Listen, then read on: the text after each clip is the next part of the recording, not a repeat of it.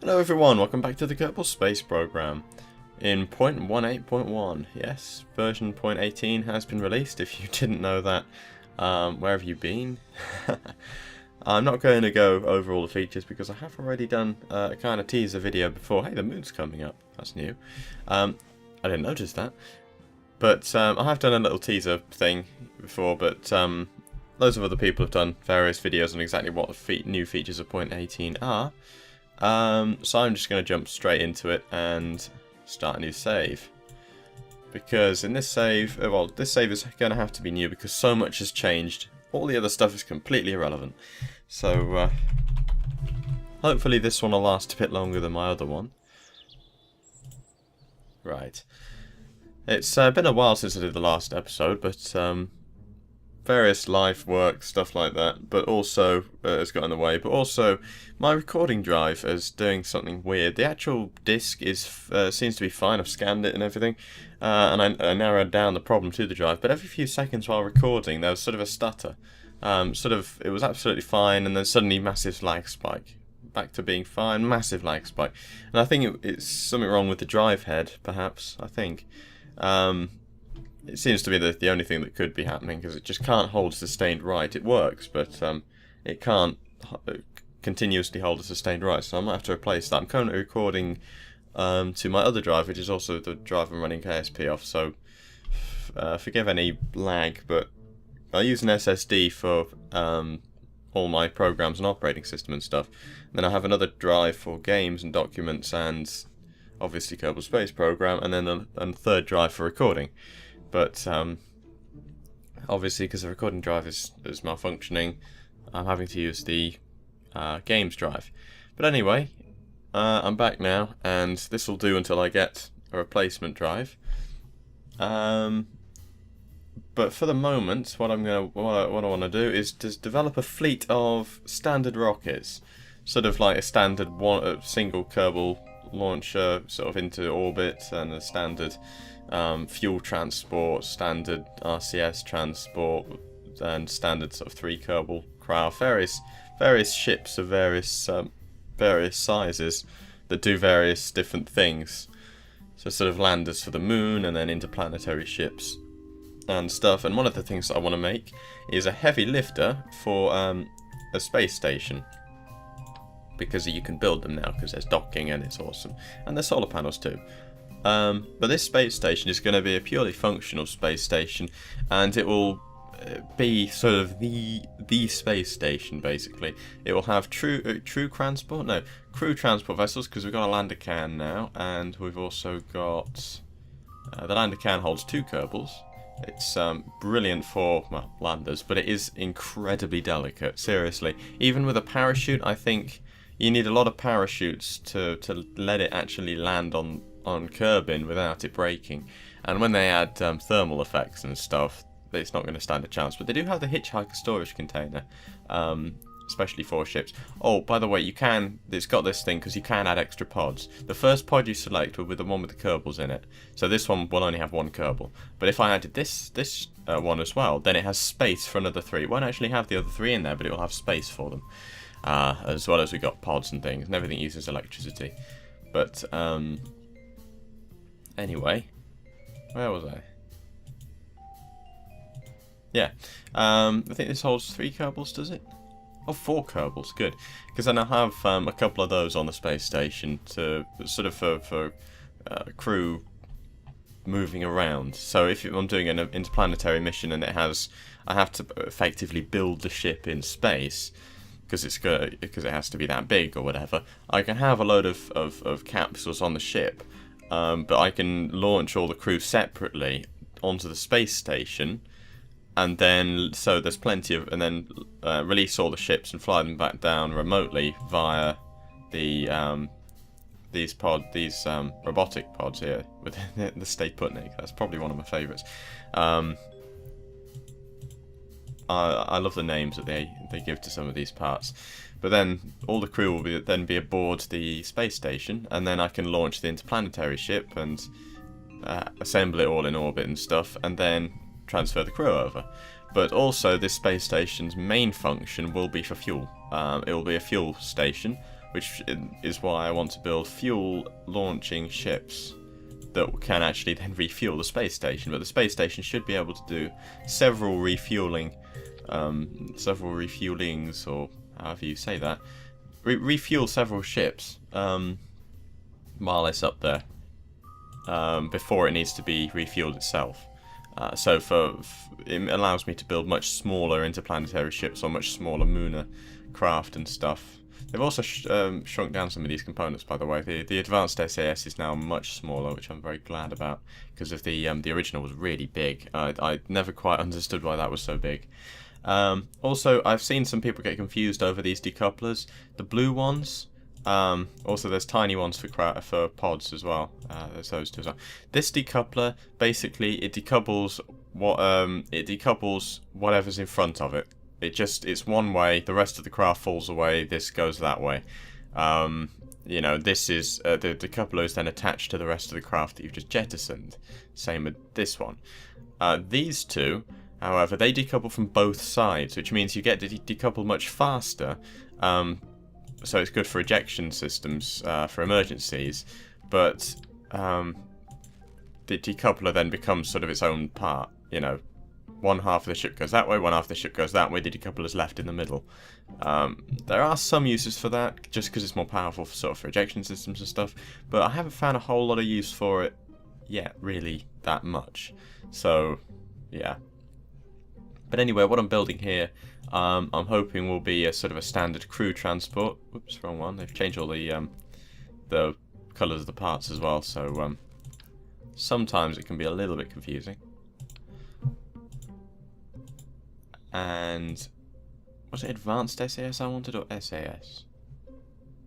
Oh, because it's such a small ship, the SAS that's inbuilt into the pod should be enough for this. There we go. They've also made radial stuff as well, like radial engines, radial fuel tanks, all sorts of stuff, which is good. And my favourite thing, the action groups. So you can actually abort now. So many Kerbals have been lost to the overcomplicated staging, where you had to keep staging and staging and staging and staging to actually then get to whatever system you had set up to abort the ship, and you had to activate that abort function anyway at some point to activate the parachute when you landed, which could have thrown stuff off as well. So now all of that has been fixed, and you can only activate things if you want to. Also, I'm going to be doing something very awesome with the lights. I'm not going to tell you what it is, but it will be an attachment for the space station, purely for awesome comic effect. I'm not sure how modest that sounded, but oh well. Right, I want a couple of radial fuel tanks. The RCS is currently stupidly overpowered, but because literally, you know, those of you, you all must watch Scott Manley. But those of you who watch Scott Manley will have seen his and actually PDTVs. I think he made the first one actually. They're sort of 5- and 4-part land interplanetary craft, and seriously, two of these RCS tanks will take a small pod all the way around the entire solar system, even landing on a couple of planets along the way, with fuel to spare. Yeah. So they are pretty overpowered at the moment, but even with 2 here, which I'll never need all that fuel, even when that's fixed and they're not so powerful anymore, although it is 0.8.1, so I don't know whether it's already been fixed, but if it's already been fixed, that's good. But whenever it's fixed, if it hasn't already been fixed, those should still be enough. But I want this to be able to dock, actually, so I don't want the parachute there, because they added special radial parachutes. You can't attach these radially anymore. You can only use the radial parachutes. So I just put a couple on there, and small docking port on the top. There. Right. And then I also want the thruster blocks as well.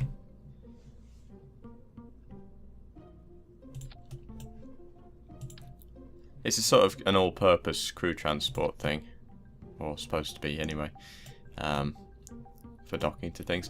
I'm not sure about the I've heard things about the Clampatron Juniors being incompatible with the Clampatron docking ports. I.e., you can only clamp a small port to a small port and a large port to a large port. You can't clamp them both together, but you can attach in, because you can build ready docked ships to undock. You can attach these to the small docking ports. There you go. So I don't see why they shouldn't be able to attach together. So I'll have to test that. Because on the space station I'll have a couple of small docking ports and a couple of large docking ports for different ships. What else do I need on this? Yes. Oh yeah, have I got enough stuff on there? I should have. This should easily get into orbit. Pretty easily anyway, with most of its fuel. I think I've tested a similar craft that was actually bigger, and it got to about 500 kilometer orbit pretty easily with just enough fuel to get back. So my space station will hopefully be around 140, 150 kilometers, which is a good orbit because it's nice and low, so it's easier to get to, and it looks quite cool. But also, it doesn't require too much fuel to get to it, and you can time warp to a reasonable speed once you're there. I have no idea where everything is. There we go. And we've also got some basic shielding there as well, which is good. If you use the Nerva engine, the really massive atomic rocket motor, and then put one on it as well. There it is. This really long, it has a really long one. Normally these don't move. Your ship just goes out of, they're like a shell. But if you've got the Nerva engine, these will actually blow apart. Hey, that's cool. There's a little cutout for that bit. But these will actually blow apart. They'll blow to the sides because if it's just too big. Which looks quite cool. I don't need that there. What I do need is an orbital insertion section. Or, well, I know that there are two different ways of doing this that I have tested. One of them uses one of these jumbo fuel tanks, which is effectively what two of these were, the large Rockamaxes, but just one big one, coloured all space shuttle-y. And then you can use a tricoupler to put engines on the bottom of it, and that will be the ship. It's like a Gemini ship, only with 3 engines and 1 Kerbal. But another thing you can do if you want more engines is use these new bicouplers, which are ridiculously helpful. I don't know whether you heard that, but I just got post. But there you go, you can attach 2 of them together and get 4 engines. But I don't need 4 engines, I just need the 3. And there's also this little adapter here just to make it look cleaner. But I want to, because I know this uses the least amount of parts that I can think of anyway. I'll use the gimbaling ones. There we go. And that is the ship. That's it. And that will get one of these into orbit pretty easily, to a pretty high orbit as well. But what was I saying? Yes. But I want to see if I can use less fuel, because these use quite a lot of fuel. But if I can use these tanks, or better off these tanks, but also with the minimal amount of parts possible, a bit like the Dragon 1 ship from SpaceX, then hopefully that would be better. But for the moment, this looks like a pretty good craft already. So I'll call it K1 for just because it carries 1 Kerbal, or 1K. Nah, K1. Standard crew transport. There we go. So, oh, I'll just put launch clamps on it, just a couple of them. And, oh, I don't want the angles now. There we go. Put it a bit lower. Nope, lower still. And I'll just set up the action groups as well. Oh, something else I'll probably want to add, separatrons. It's going to look a bit weird on the top, but oh well. There we go. So those are effectively an abort system. So if I need to, if I've run out of fuel and I need to do an emergency deorbit, or if the launch fails and I'm about to die, I can activate these separatrons and get out of trouble pretty quickly. I hope that the G-force won't be too much. Though I know you can activate 2 separatrons at a time, separately. But for an abort, I want all 4 of these to activate. Though I won't have that activate yet. I can do that myself, and I'll just separate them as well. So that one, because if I'm doing an emergency deorbit, oops, that's closed. I don't want too many G's, because the G's will eventually become a factor as well. Hold on. It's the middle one. It's still doing that. Is it still the middle one? Yeah. No. Okay, that's not going to work. Okay, fine. If he dies, it's your fault, squad. So, I want that there. Yeah. Okay. Oh, actually, I want these parachutes then on a slightly lower one, just so I don't activate the separatrons if I don't need to. That should work. Yep, that should work. Okay. Save that and test it out. I'm pretty sure this should work, but we'll see. Also, if it does work, I'll just see exactly how much fuel it uses as well. But there's a lot of standard craft I need to make, and also that interplanetary lander I was working on. Also, oh yeah, because there are probes in the game as well. I don't need MechJeb anymore. Yes, vanilla now, no mods. But because I'll be making lots of standard craft again, that lander that I was working on the previous episode is now completely, well, not completely redundant, but not really applicable anymore. I'll probably need to just redesign it. So I'll make everything else first, get everything set up, practically start from the ground up again, and just get a whole everything going. Also, I want to build a moon base, because the moon bases are awesome. So, in 5, 4, 3, 2, 1...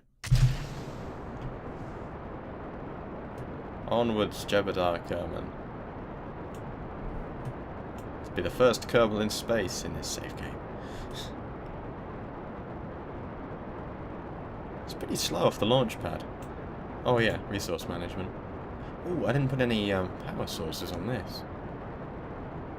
Ooh, I hope that isn't a problem. Though I do know the engines, I can just put a couple of thermoelectric generator on it or something. I know that, oh actually solar panels look cool. But, yeah, the engines themselves have, what's the name of them? No, it's not alternator. Or it might be. I can't remember. But they basically generate their own electrical power, so as long as the engine's firing, you don't need any extra power sources. This is just to make sure that it gets in orbit. So it should easily have enough power for that.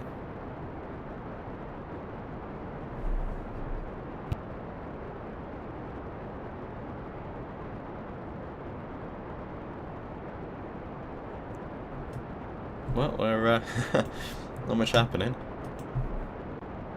No, not much at all. I think you can see your no, you can't. Okay. I know in some of the ships you can actually see your own helmet, because they've added another couple of the ship things. I'll just start my gravity turn now.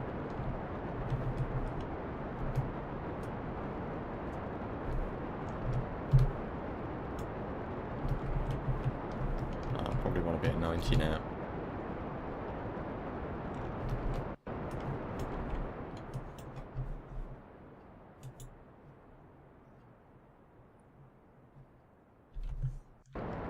Oh yeah, the action group system, by the way. I've noticed a lot of people using action groups to get into orbit. While it's good for seeing how long, it's sort of diagnostics for testing out new ships, really for when you've made the new ship and you're flying it and stuff, it's really not necessary. I mean, you know, we used to get into, back in the day, we used to get into orbit without action groups. Really, it's not that hard, but I know for things like diagnostics and stuff, just evaluating your ship and making it as good as possible, it is quite useful. You know, just to make sure it performs to its optimum, and then you don't need action groups after the ship's finished. Okay, I should be all the way over now. Should get us to about 1,050. 1,050? No, 1,500.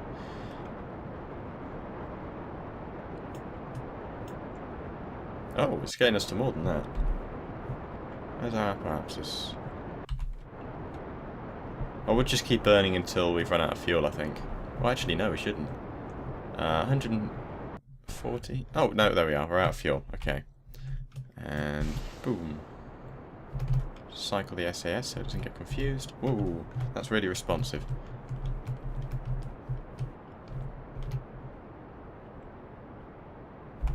Yeah. Okay. Oh, that's enough.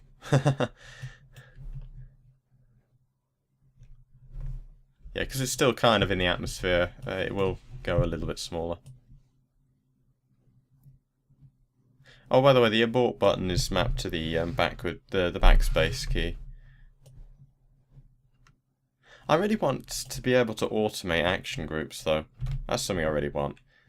So you can just set things to automatically happen at certain points in time. Because for the awesome idea I have for my space station, which I just because I really want to show you, I will do a little prototype and some testing tomorrow just to make sure that it actually works, because it is just a concept that I thought of. Wow, we've used a little bit more fuel than I was hoping, but we won't need much after, or for the final burn. But for that, if you could have automated action groups, that would make this even better, I think. Just so you wouldn't have to cycle through various action groups and stuff. Oh yeah, that's something. If you click on the resources button to keep it up there, when you go into map view it disappears, but if you press escape to pause the game, it appears again, and then it stays there. I don't know whether that's a bug or something.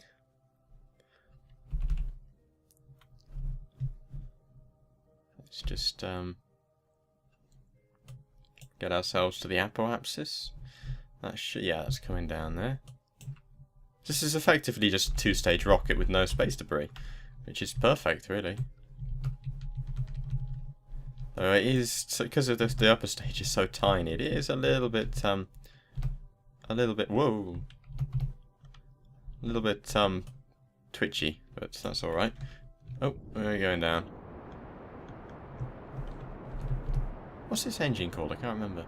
Oh no, it's just the V0.18. It's the big one that's called the Poodle. I was just wondering which one was called the Poodle. How much fuel? Oh yeah. Oh, there we go. Now let's see how high in orbit we can get into. Let's try and get to 500 meters, because that's what I've managed to get before with a designed sort of similar in the previous version. Well, not so, it was actually bigger, so this should do even better, because it only had like a sliver of fuel left after it did it.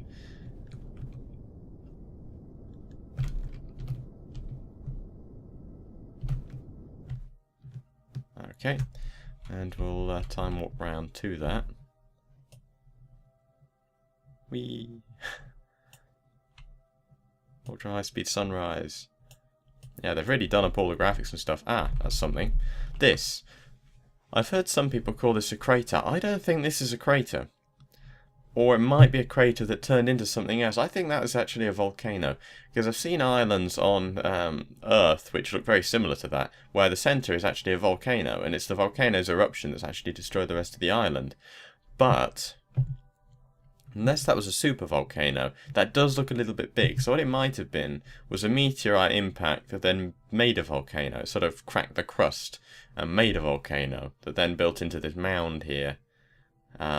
or something, because of that mound there, basically. That's what's puzzling me. Or, if the sea was already there and the impact occurred, the sea might have been blown away and then sort of rushed back in, washing a load of island sort of dirt and stuff back into like a pile that then built this or something, or just currents made it or something.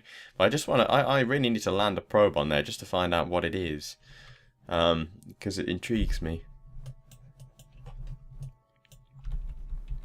Also, there's deserts now. That's something I need to land on. But I will land a scientific probe on that island. Oh, I left it tiny bit too late. And burn. Watching the liquid fuel and the oxidizer. Yeah, you really actually got to watch out for the liquid fuel and the oxidizer, because of planes, they only consume liquid fuel. Which means if you're trying to make a space plane, you will always have too much oxidizer left. So you've got to be a bit careful with the resources there. Because it then creates an imbalance. But look at that. We got quite a lot of fuel left and we're at a 500 kilometer orbit. Not the most circular in the world, but you know, we can circularize that pretty easily. So that's much higher than I'd actually want to go. So I'll just deorbit and land it and call that one a wrap. Because I've tested out a similar design, so I thought this should work, but I didn't realise. I thought in 1.8 things had been nerfed a bit and it wouldn't work as well, but no, it's actually working pretty well.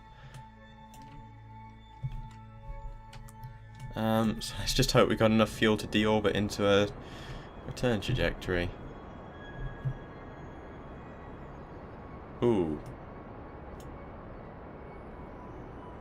I don't think we do. Ooh, ooh, ooh, ooh, ooh. Ooh, yes, just about enough fuel. Let's just, yeah. Ooh, that's really cutting it fine. Really, really, really cutting it fine. Yeah, okay. So I'll rate this as the 500 meters is basically 500 meters, 500 kilometers is the highest it will go, and still be able to return. You know, if you're really careful with the fuel. But yeah, I'm gonna call that success. Oh, we didn't test out the RCS. I won't do anything special with this. I'll just translate a bit.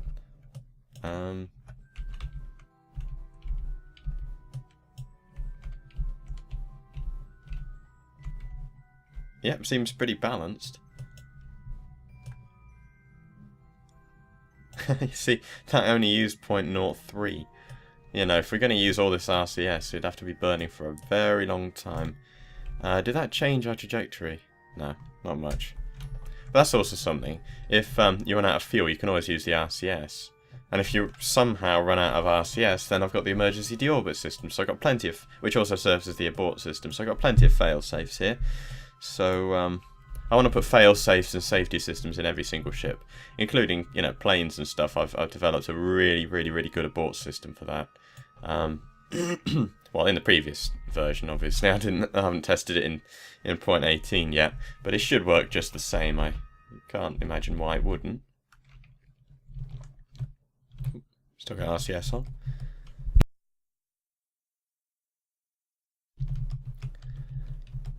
So, hopefully, the Kerbal death count for this save will be a lot lower than, well, lower than ever, really. Because now we can actually put fail-safe devices on. Ba-doing. And that's much more powerful now. But yeah, we can actually use fail-safes and safety systems and stuff to reduce the chance of our Kerbals dying, as opposed to the shove a capsule on a solid booster and hope for the best that we used to use. So even in the worst case scenario, Jeb would be fine. I hope. Looks like we're going to land in the ocean. I didn't specify a particular point or a particular time to do it in, which I really should have, really, because it's now quite dark. Oh well.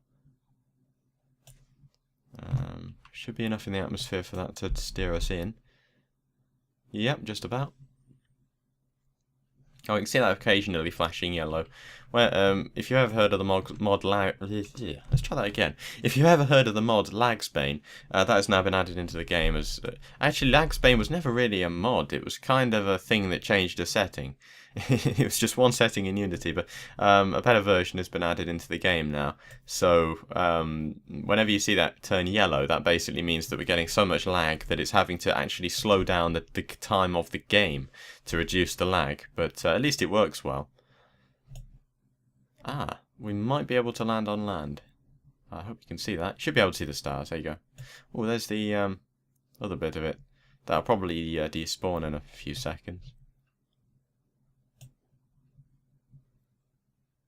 Yeah, everything's called unknown at the moment. I think they're fixing that in 18.2. Ah. Oh. Oh. Well, it looks like we're coming close to this. I'm going to activate the parachutes just in case we might be able to land on there.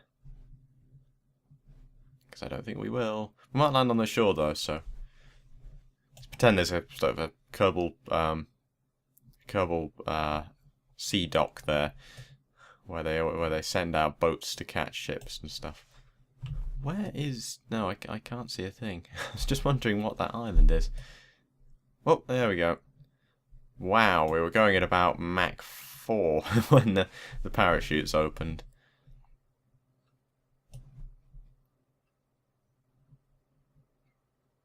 Yeah, I think that was a bit fast. But it's either that or overshoot the island. I think Jeb can take a little bit of G-force. Yeah, we're landing on land. Good. That's helpful. I think. Oh no, we're not. Oh no. Oh, I think we are actually. Yep, we are.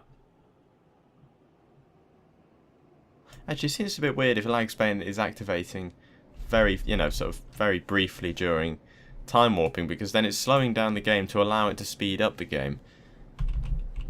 A bit weird. Okay.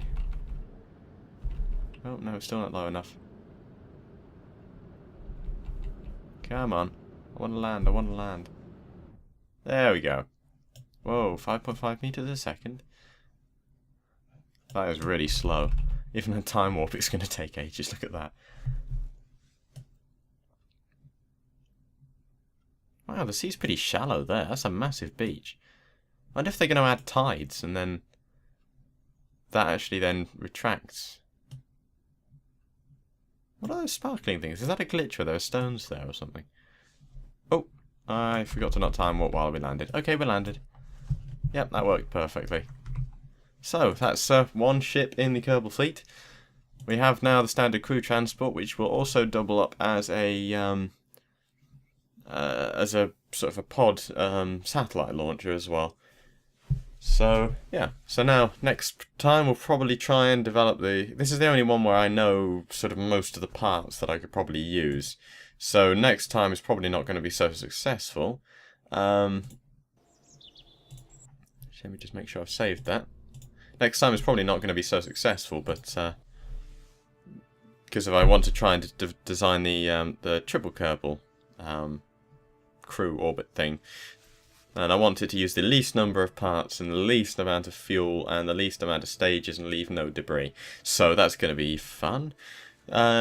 Anyway, if what do I usually say at the end of these videos? Oh yeah, subscribe for more, and I will see you next time. Goodbye.